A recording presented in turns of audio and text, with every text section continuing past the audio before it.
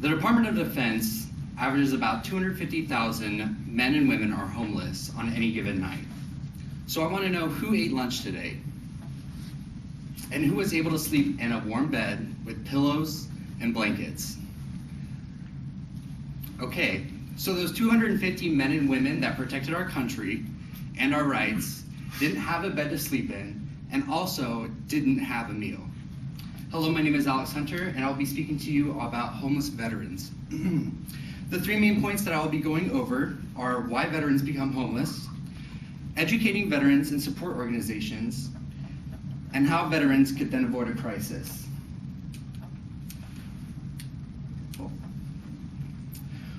So many of you may wonder how a veteran would become homeless. According to Richard Tesler, Robert Resnick, and Gail Gamanci, poverty, alcohol, drugs, mental illness, and social isolation have been documented as the primary risk factors for homelessness among veterans. These professors took data from a 1996 national survey of homeless assistance providers and clients to generate a hypothesis. One, veterans of all volunteer force, or AVF, will report a greater number of months being homeless than will homeless non-veterans. And two, homeless veterans of the AVF have more behavioral risks factors that interfere with their adjustment to community living than do non-veteran homeless. The results of the hypothesis were, as hypothesized, a higher portion of veterans than non-veterans in the younger cohort had been homeless for more than 6 months at the time of the interview. And in the support of the second hypothesis, comparisons of veterans and non-veterans in the younger cohort revealed a higher percentage of veterans with a drug problem and a higher percentage who had been mentally hospitalized or in a psychiatric ward since leaving their last domicile.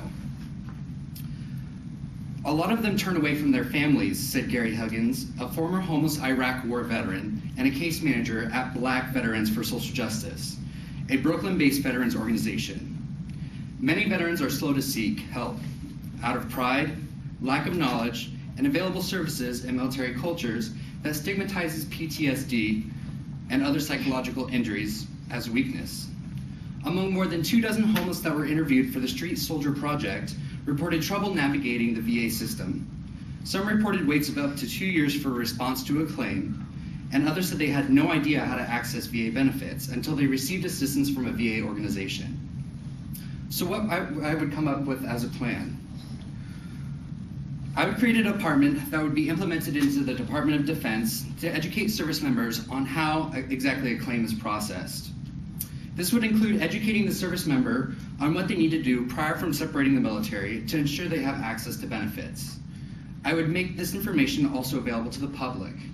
I would hold stand-downs that would be used to inform different organizations and the public on how to help a veteran in crisis. And I would also like to work with Habitat with Humanity and be able to give it more funding so that homeless everywhere would be able to have a bed to sleep in. So by enabling this plan, veterans would have be better educated on how to avoid a crisis. If my plan was put into action, the number of veterans would decrease and the public would be able to help a veteran who is in crisis. So what I would like you to do today is I want you to purchase a couple items that you would feel beneficial to a homeless person and bring them to class. You can purchase canned food, twin-size bedding, towels, pillows, paper products such as toilet paper, paper towels, non-prescription medications such as ibuprofen or cold and sinus medication, and hygiene products such as shampoo, soap, and toothpaste. I'll bring a box on Wednesday and Friday, and we'll take the donations to the Harvey County Homeless Shelter. Also, from the Greenlight website, it gives you information on buying a light bulb and changing it to green to identify for homeless veterans, or for veterans, I should say. Make sure that the light is visible and you can place it in a lamp near a window or one in your office. So in conclusion, I have talked about why veterans become homeless, educating veterans, and organizations to help a veteran avoid a crisis. I hope this speech enlightens you to know that it only takes one person to do a small thing to make another person's life better. Thank you.